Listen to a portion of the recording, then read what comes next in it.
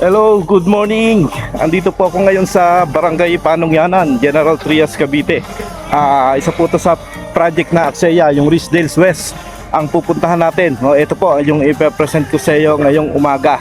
Umaga po nandito ako. Ngayon po ay gawa na yung model house na Carnation, pati po yung model house ng Jasmine Townhouse. Meron na rin po tayo. Kaya sa mga gustong mag-avail o mag-invest ng property dito sa General Trias o sa Barangay Panungyanan, General Trias, Cavite, paki-message nyo lang po ako, si Agent Mayok, at ang aking FB sa messenger na si Elmer Pelesmino.